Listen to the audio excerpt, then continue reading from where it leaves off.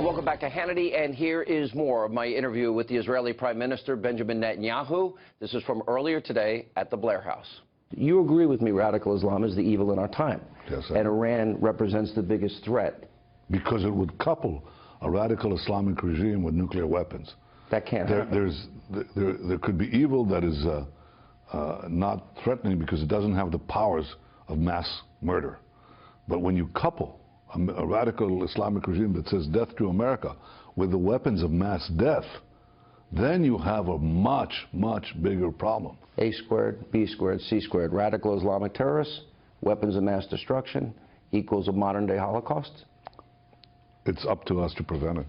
That's the important issue. It's the one thing the president said yesterday is that will not happen. And I'm just assuming with a new coalition that it would be very possible. I don't think a lot of people fully understand. I watched all these years since the Iranian Revolution in '79, death to America, death to America, death to Israel, burning the American flag, burning the Israeli flag. I think now, after all of the incidents of terror, but we have this whole immigration problem where so many refugees have gone to Europe, and parts of Europe have culturally shifted dramatically. And if you look at countries under Sharia that oppress women and they kill gays and lesbians, and there are 16 countries that don't accept Jewish passports. 16. And America's supposed to take in the world's refugee population. Explain, how does America and Europe, based on your experience in the region, how do they ascertain if they're taking in immigrants, if they're taking in refugees, whether or not ISIS will infiltrate the refugee population? How can you possibly vet what's in somebody's heart? It's very hard to vet, but every country tries to, in one degree or another, tries to do that. And every country has to have the freedom to do so. And I won't get into your considerations of doing so, but I will say that, I'll say this, I'm a great believer in, in human exchanges and markets and so on, but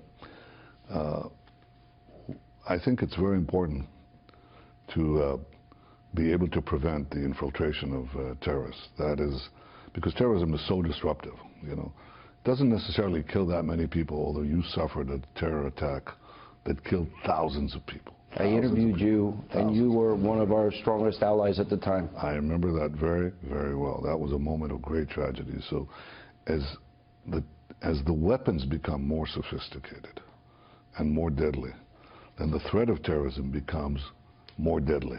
And therefore, the need to prevent terrorist infiltration becomes greater.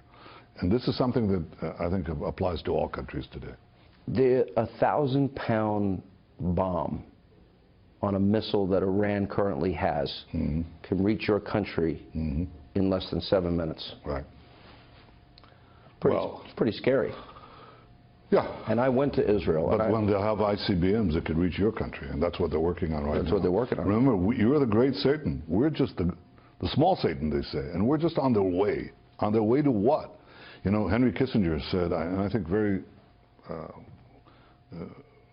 very intelligently, he said, Iran is not merely a country.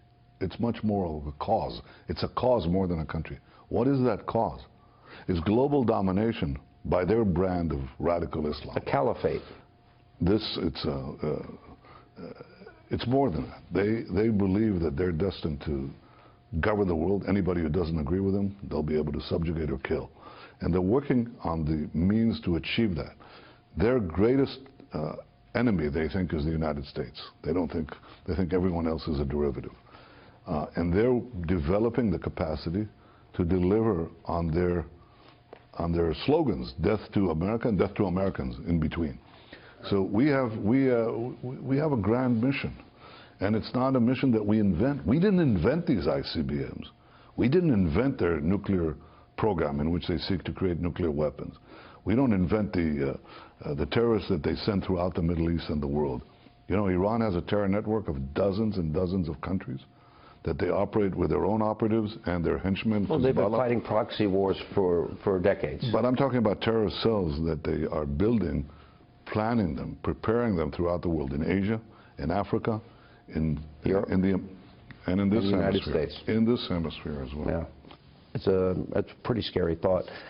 You know, let me go to the Palestinian issue on this one point. You said, the president said one state, two state, maybe a whole new paradigm, and then talked about settlements briefly. It might be helpful not to for now. I don't want to harp on that point so much as I want to ask this. If this coalition can be built, does that solve that problem too? Could help. Could help. Maybe it'll help. Maybe absorb a population?